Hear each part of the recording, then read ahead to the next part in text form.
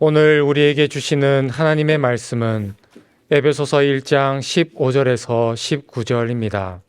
이로 말미암아 주 예수 안에서 너희 믿음과 모든 성도를 향한 사랑을 나도 듣고 내가 기도할 때에 기억하며 너희로 말미암아 감사하기를 그치지 아니하고 우리 주 예수 그리스도의 하나님 영광의 아버지께서 지혜와 계시의 영을 너희에게 주사 하나님을 알게 하시고 너희 마음의 눈을 밝히사 그의 부르심의 소망이 무엇이며 성도 안에서 그 기업의 영광의 풍성함이 무엇이며 그의 힘의 위력으로 역사하심을 따라 믿는 우리에게 베푸신 능력의 지극히 크심이 어떠한 것을 너희로 알게 하시기를 구하노라. 아멘. 사도 바울은 로마에 있는 감옥에서 에베소 교회를 위해서 기도를 드리고 있습니다. 오늘 본문 18절과 19절이 이렇게 증가합니다. 너희 마음의 눈을 밝히사 그의 부르심의 소망이 무엇이며 성도 안에서 그 기업의 영광의 풍성함이 무엇이며 그의 힘의 위력으로 역사하심을 따라 믿는 우리에게 베푸신 능력의 지극히 크심이 어떠한 것을 너희로 알게 하시기를 구하노라. 바울은 에베소 교회가 하나님께서 밝혀주신 눈으로 꼭 알기를 바라는 것 세 가지를 구하고 있습니다.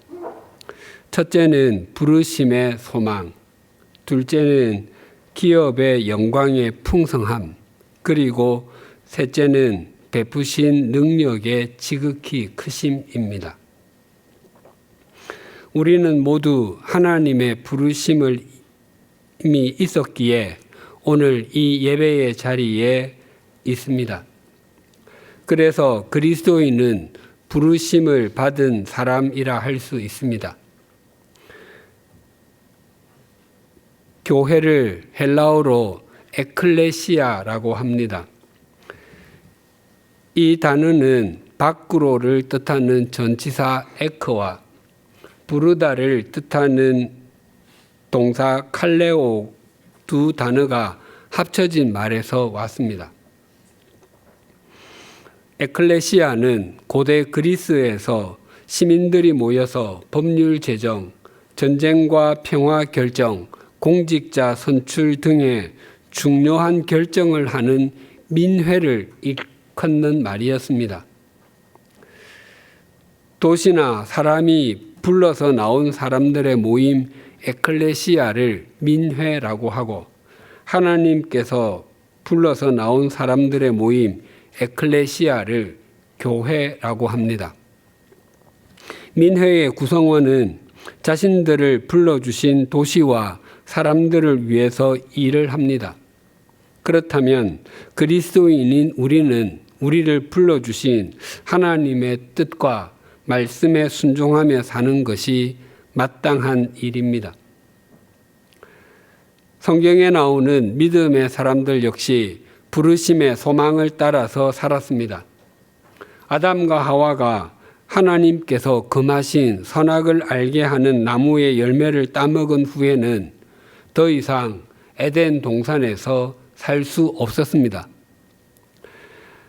그 이후로 인류는 하나님께 등을 돌리고 하나님께로부터 점점 멀리 떠난 삶을 살았습니다. 세상에는 죄악이 가득했고 사람들의 마음에 생각하는 계획이 언제나 악했습니다. 노아가 살던 시대에는 그 정도가 극에 달했습니다. 그 모습을 보신 하나님께서는 땅 위에 사람을 지으신 것을 후회하셨습니다.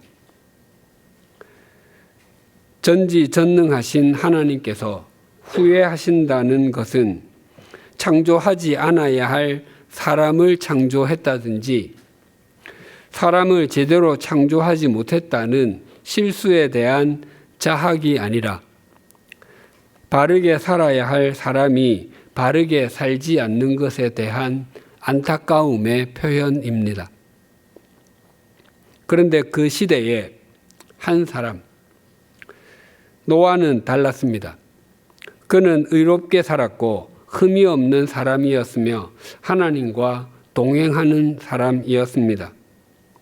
하나님께서는 사람들의 속속들이 썩어서 세상의 땅이 무법천지가 되어 있었습니다. 그래서 사람들과 땅을 멸하시겠다고 하시며 노아에게 이렇게 말씀하셨습니다. 창세기 6장 14절과 15절입니다.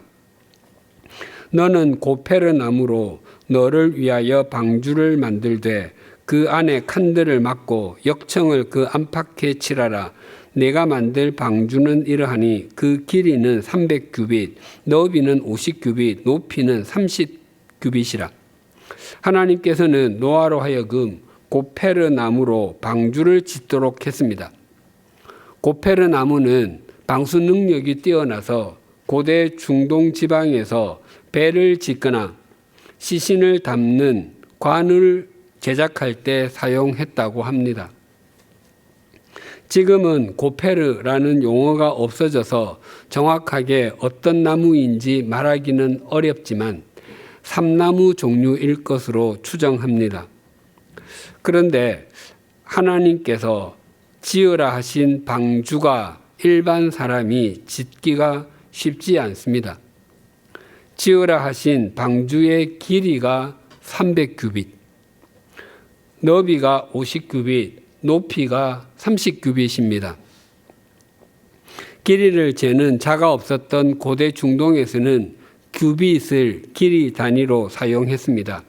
규빗은 성인 남자의 팔을 세워서 이 팔꿈치에서부터 가운데 손가락 끝까지를 가리킵니다. 1규빗을 미터법으로 45cm로 보기도 하고 50cm로 보기도 합니다. 좀 더 정확하게 표현하면 45.6cm입니다. 그래서 방주의 크기는 길이가 136.8m, 너비가 22.8m, 높이가 13.6m입니다. 국제규격 축구장의 면적은 7,140제곱미터, 약 2,160평이고 방주의 면적은 3,119제곱미터, 약 945평입니다. 그런데 방주는 세 층으로 되어 있습니다.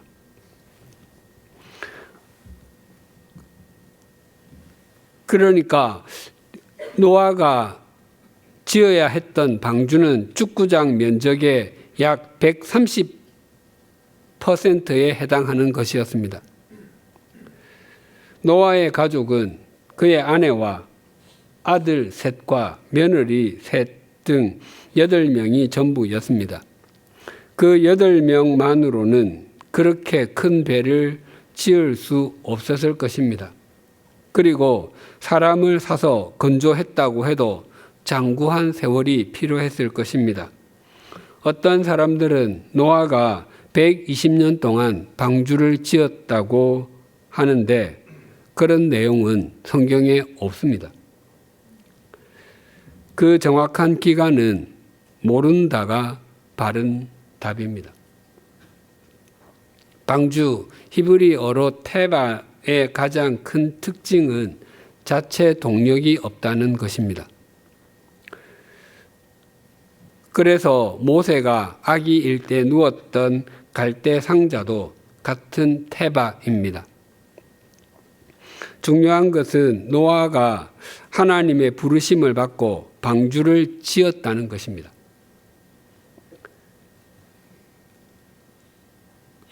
그리고 방주가 떠올라 어디에 머물게 될지도 하나님께 맡겼다는 것입니다.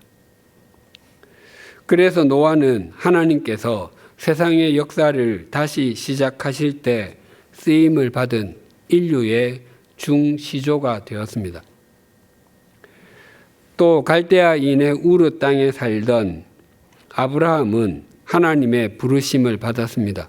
하나님께서는 아브라함에게 너는 너의 고향과 친척과 아버지의 집을 떠나 내가 내게 보여줄 땅으로 가라. 내가 너로 큰 민족을 이루고 내게 복을 주어 내 이름을 창대하게 하리니 너는 복이 될지라 라고 말씀하셨습니다. 그래서 아브라함이 부르심을 받아 도착한 곳이 가나안 땅이었습니다. 그 가나안 땅은 600 수십 년 후에 아브라함의 후손 이스라엘 자손의 영원한 거주지가 되었습니다.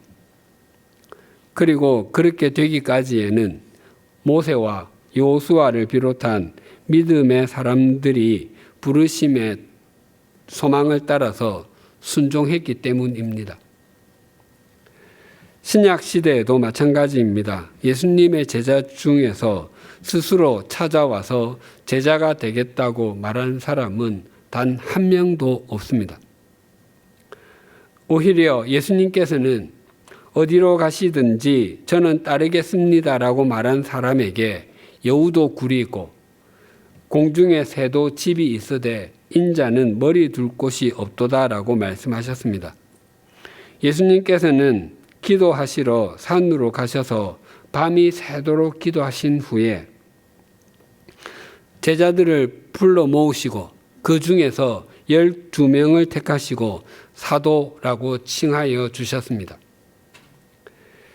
그 부르심의 소망을 따라서 산 제자들에 의해서 교회가 시작되었고 복음이 로마 제국 내에는 물론 다른 이방인 지역까지 전해지게 되었습니다. 부르심의 소망이 무엇이며에 가장 걸맞게 산 사람, 부르심의 소망에 가장 감동하고 감격하는 사람은 바로 이 기도를 드리는 바울 자신일 것입니다. 지난주에도 나눈 바와 같이 바울, 즉 사울은 주님의 부르심에는 아무런 소망을 두지 않았던 사람이었습니다. 오히려 나사렛 예수에 대해서는 그 누구보다도 적대적이었습니다. 유대교 입장에서 볼 때 가장 멀리해야 하고 가장 없어져야 하는 존재가 나사렛 예수였습니다. 그래서 그는 다메섹으로 향하고 있었습니다.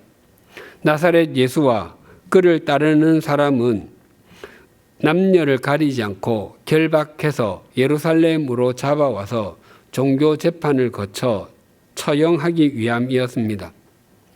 그런데 강렬한 중동의 정오의 빛보다 더 밝은 빛인 부활하신 주님을 만났습니다. 아니, 예수님께서 찾아와 주셔서 그를 불러주셨습니다. 그리고 그는 3일 동안 앞을 볼 수 없게 되었습니다. 제자 아나니아의 안수를 통해서 눈에서 물고기 비늘과 같은 것이 떨어지고 나서야 다시 앞을 볼 수 있게 되었습니다. 바울이 다시 앞을 볼 수 있게 된 것보다 비교할 수 없을 정도로 놀라운 사실은 그토록 증오했던 나사렛 예수가 구약시대 때부터 그토록 기다려온 메시아, 헬라어로 그리스도이심을 알게 되었고 자신을 주님의 이름과 주님의 말씀을 전하는 주님의 그릇으로 선택해 주셨다는 것이었습니다. 그래서 바울은 그 이후로 순교의 제물이 되기까지 부르심의 소망을 따라서 살았습니다. 본문 18절을 다시 봉독하겠습니다. 너희 마음의 눈을 밝히사 그의 부르심의 소망이 무엇이며 성도 안에서 그 기업의 영광의 풍성함이 무엇이며. 바울은 에베소 교회가 마음의 눈이 밝아지게 되어서 하나님의 부르심의 소망이 무엇인지를 알게 되기를 기도한 후에 그 기업의 영광의 풍성함을 알게 되기를 기도하고 있습니다.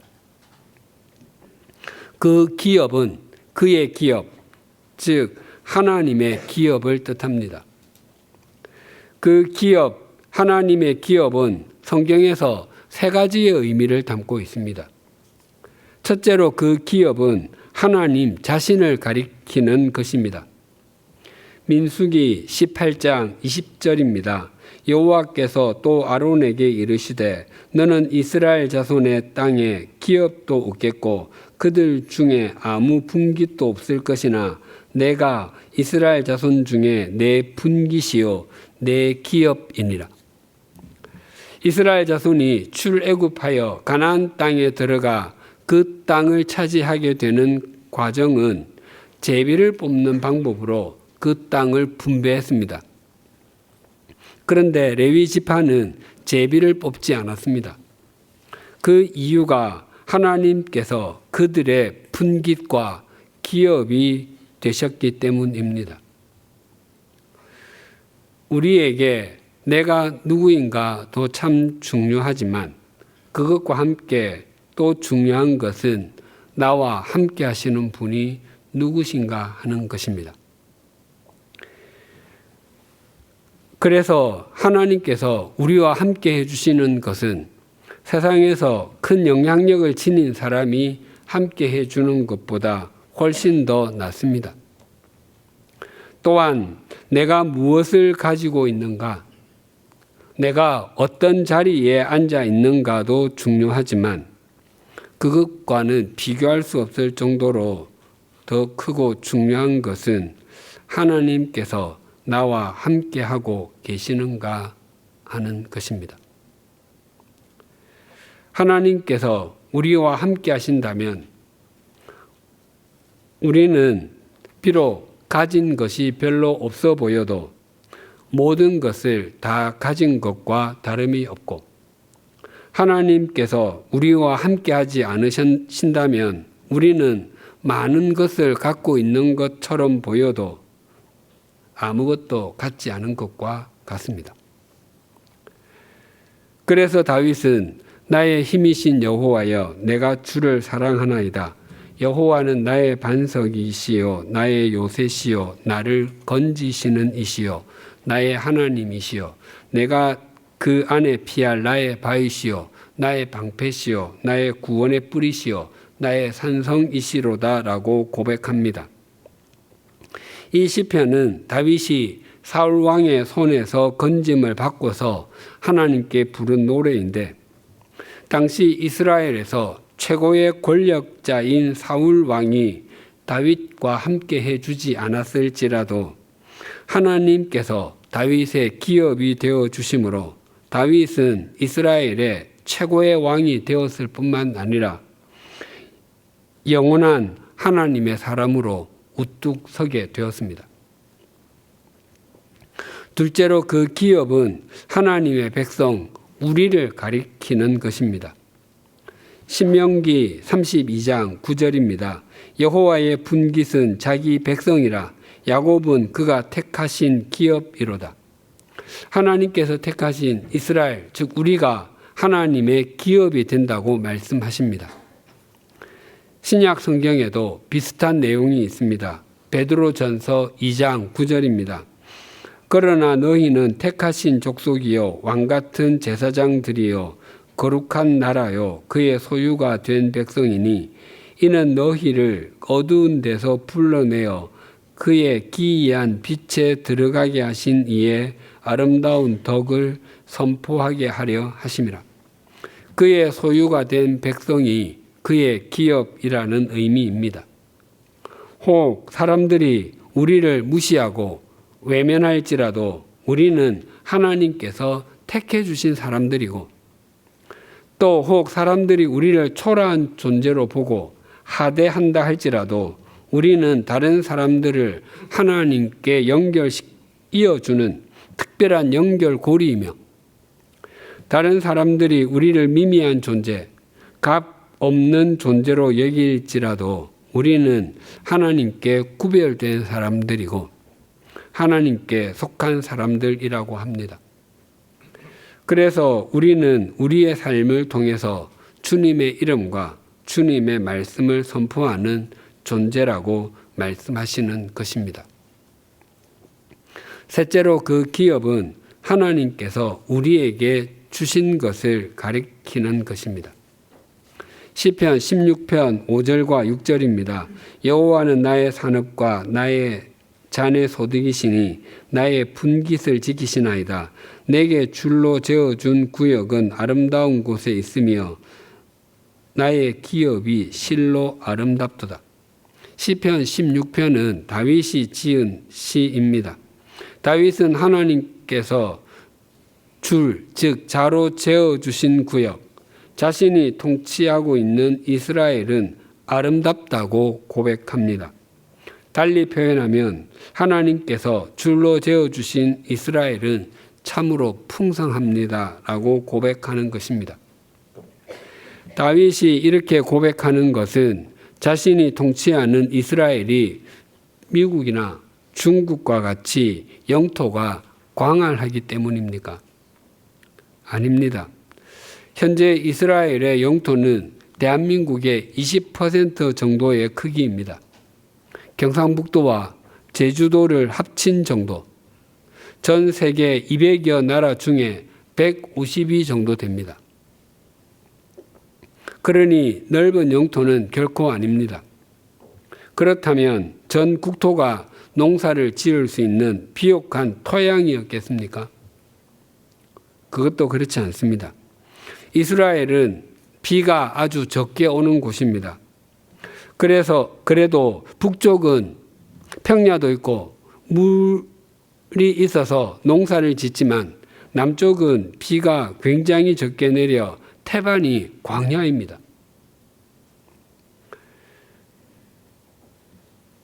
그럼에도 다윗은 이스라엘이 아름답다고 또 풍성하다고 합니다.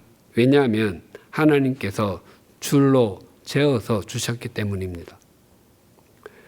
하나님께서는 우리를 위해서도 엄청난 기업을 준비해 놓으셨습니다. 고린도전서 2장 9절입니다. 기록된 바 하나님이 자기를 사랑하는 자들을 위하여 예비하신 모든 것은 눈으로 보지 못하고 귀로 듣지 못하고 사람의 마음으로 생각하지도 못하였다 함과 같으니라. 하나님께서는 당신이 사랑하시는 우리를 위해 우리가 본 적도 없고 귀로 들은 적도 없으며 상상조차 못한 일을 예비해 주셨다고 합니다. 제가 중고등학교에 다닐 때만 해도 당시 한국 교회에서 전해지는 말씀은 굉장히 내세적이었습니다. 땅에서는 소망이 없고 하나님의 나라에 소망이 있다는 내용이 자주 전해졌습니다. 그래서 교회에서는 왜 자꾸 하늘 이야기만 하느냐? 우리는 이 땅에서 살아가는데 땅에서 사는 이야기를 해야 기독교가 구체적이고 실제적인 종교가 되지 않겠느냐와 같은 말이 자주 회자되었습니다. 그래서 교회마다 현실적인 내용을 많이 설교했습니다. 그런데 그와 비례해서 기독교는 점점 기독교답지 못하게 되어 갔습니다. 교회에서 하나님 나라의 소망, 영원한 상급에 관한 설교는 정말 많이 사라졌습니다. 예수님께서는 너희는 세상의 소금이다. 너희는 세상의 빛이다 라고 말씀하셨습니다. 그래서 우리는 세상 속에서 세상 사람들과 함께 살아갑니다. 세속적 가치관이 판을 치는 세상 속에서 또 자신의 욕망과 야망을 추구하는 사람들 사이에서 어떻게 사는 것이 바른 것인지, 무엇을 추구하며 사는 것이 옳은 길을 걷는 것인지를 생각하며 삽니다. 만약 우리의 시선이 하나님의 나라, 영원한 상급에 소망을 두지 않는다면 결과적으로 우리는 세속적 가치관을 추구하며 살게 되고 자기 욕망과 자기 야망을 따르며 살게 됩니다. 성경에 나오는 믿음의 사람들은 눈에 보이지 않는 것을 보는 눈을 가졌던 사람들입니다. 또한 눈에 보이지 않는 그것이 풍성한 것이라고 여기며 거기에 자신의 삶을 던졌던 사람들입니다. 그것을 잘 보여주는 것이 믿음장이라고 알려진 히브리서 11장입니다. 히브리서 11장 8절에서 10절이 이러합니다. 믿음으로 아브라함은 부르심을 받았을 때에 순종하여 장래의 유업으로 받을 땅에 나아갈새 갈 바를 알지 못하고 나아갔으며 믿음으로 그가 이방의 땅에 있는 것 같이 약속의 땅에 거류하여 동일한 약속을 유업으로 함께 받은 이삭 및 야곱과 더불어 장막에 거하였으니 이는 그가 하나님이 계획하시고 지으실 터가 있는 성을 바랐음이라. 아브라함은 하나님의 부르심을 받고서 갈 바를 알지 못한 채로 나아갔다고 합니다. 또 아브라함은 약속의 땅에서도 거류했다고 합니다. 거류는 어떤 곳에 임시로 머물러 사는 것, 또 남의 나라 영토에 머물러 사는 것을 뜻하는 말입니다. 그래서 장막에 거하며 살았다고 합니다. 그가 그러한 삶을 살았던 이유는 하나님께서 계획하시고 지으실 터가 있는 성을 바랐기 때문이라고 합니다. 아브라함은 당시 엄청난 부자였습니다. 그가 기르는 가축은 상당했습니다. 아브라함의 가축과 조카 롯의 가축을 한 지역에 풀어놓아 동시에 풀을 먹이지 못할 정도로 많았습니다. 그래서 아브라함의 가축을 치는 목자와 롯의 가축을 치는 목자가 서로 자기 짐승에게 풀을 먹여야 하겠다고 다툴 정도였습니다. 그리고 가나안 땅에 북쪽 도시 국가들과 남쪽 도시 국가들 사이에 전쟁이 일어났을 때 롯과 그의 가족들, 친인척들이 잡혀가게 되었습니다. 또한 재산까지 빼앗기고 말았습니다. 그때 아브라함은 자기 집에서 키우고 훈련한 가병, 집가자의 병사병자 또는 사병 318명을 데리고 가서 롯을 구출해 왔습니다. 아브라함은 자기 집에서 숙직하는 군인 318명이나 키울 정도로 부자였습니다. 그럼에도 아브라함은 장막에 거했다고 합니다. 왜냐하면 아브라함은 하나님께서 계획하시고 지으실 터가 있는 성을 바랐기 때문이라고 합니다. 장막은 임시 거주지이지만 성은 영구 거주지입니다. 아브라함은 무엇이 유한하고 임시적인지와 무엇이 무한하고 영원한지를 분명히 알고 있었던 것입니다. 우리가 가족들과 또는 친한 지인들과 일주일 동안 캠핑이나 여행을 떠났다고 가정해 보십시다. 그때 거기서 편하게 지내겠다고 집에 있는 소파나 침대를 가지고 가는 사람은 아무도 없습니다. 또한 거기서 좀 더 문명의 혜택을 누려보겠다고 거실에 있는 큰 TV나 오디오를 가지고 가는 사람도 없습니다. 물론 냉장고나 세탁기를 들고 가는 사람도 없습니다. 그리고 빈손으로 거기에 가서 그런 것들을 구입하는 사람도 없습니다. 그런 것들을 거기서 살 수 없는 것은 아니지만 거기서 머무는 기간은 불과 일주일입니다. 거기서 무엇을 구입하면 다 거기 두고 와야 합니다. 왜냐하면 집에는 그것보다 훨씬 더 좋은 것들이 있기 때문입니다.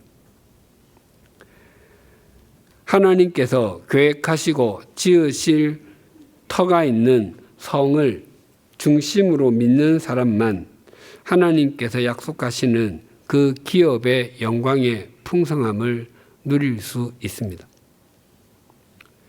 또한 히브리서는 모세의 삶에 대해서 이렇게 말씀합니다.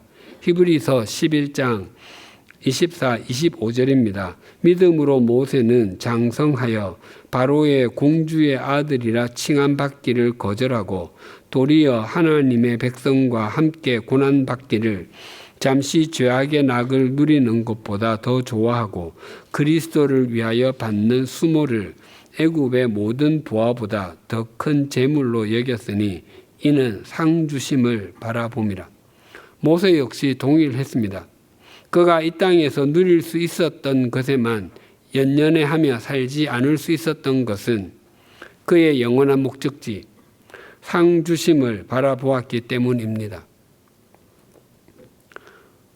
어떤 장소로 자동차를 운전하여 여행을 갈 때 그 목적지까지의 거리가 얼마나 되는지, 시간은 얼마나 소요가 되는지 알고서 떠나는 사람과 그것을 전혀 알지 못하고 떠나는 사람의 마음은 결코 동일하지 않을 것입니다.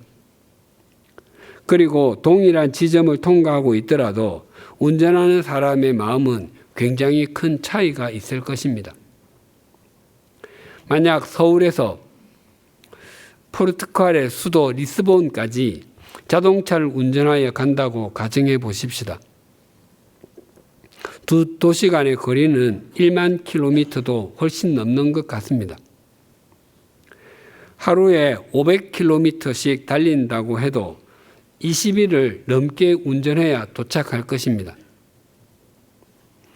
서울에서 출발하여 리스본을 목적지로 하고 운전해 갈 때 4, 5일 정도 달려서 몽골의 울란바토르에 도착했을 때 이제 전체의 5분의 1 지점 정도까지 왔구나라고 생각할 것입니다.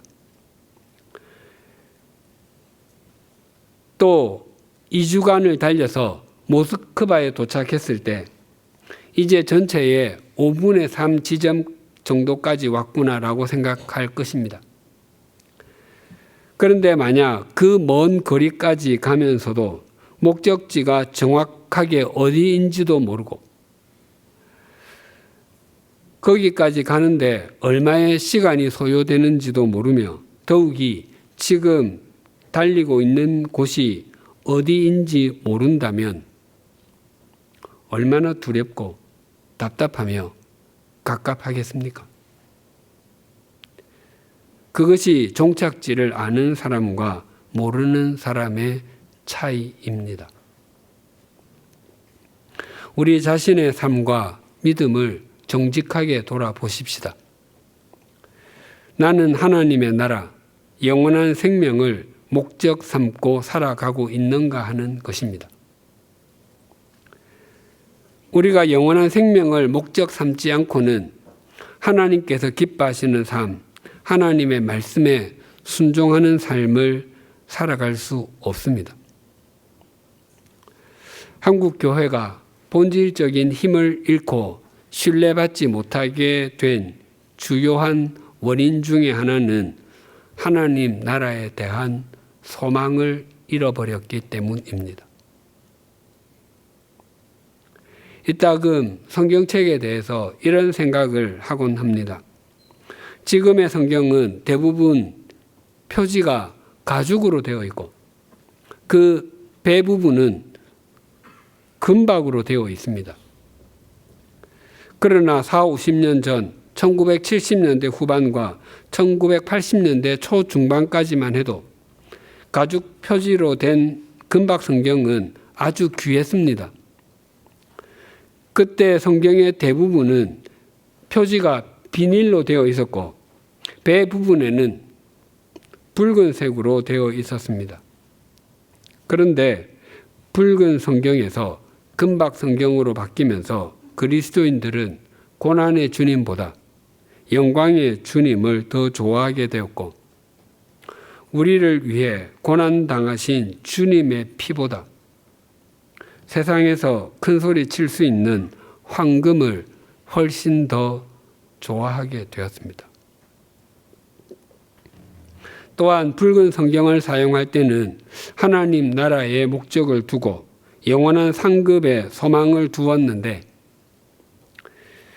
금박 성경을 사용하면서부터 세상 나라에 목적을 두는 경우가 많았고, 이 땅에서 더 많은 것을 움켜쥐고 더 많은 것을 누리는 것이 상급이라고 생각하게 되었습니다.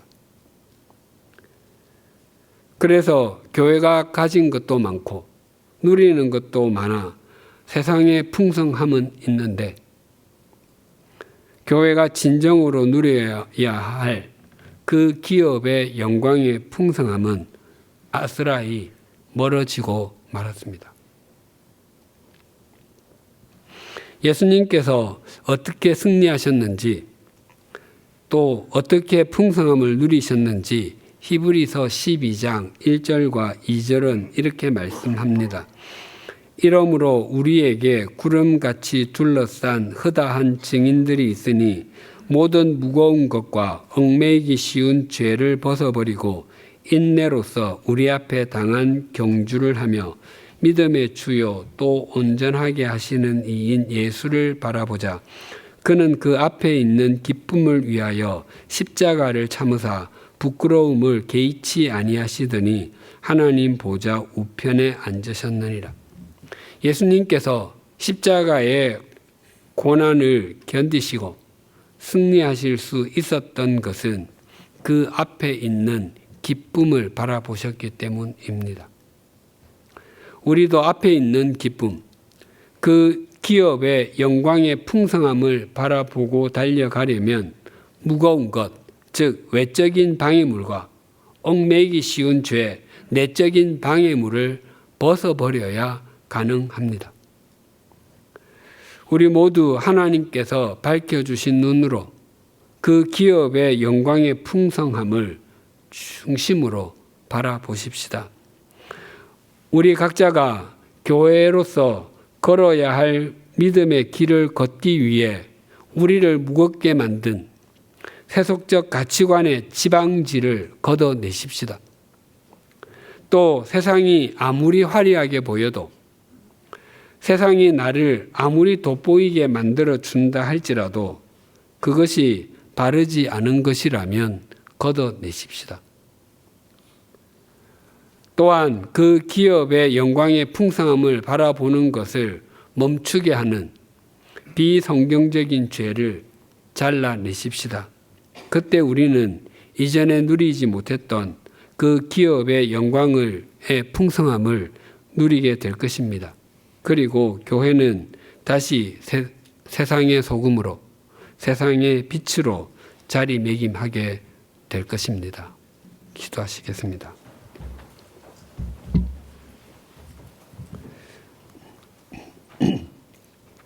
우리 주 예수 그리스도의 하나님, 영광의 아버지, 우리는 하나님을 믿는다고 하면서도 그 기업의 영광의 풍성함이 아니라 세속적 풍성함, 욕망과 야망의 풍성함을 따라서 살 때가 많았습니다. 그래서 우리의 믿음 생활은 점점 길어지고는 있지만 도무지 세상의 소금이 되지 못하고 세상의 빛과는 멀리 있었음을 고백합니다.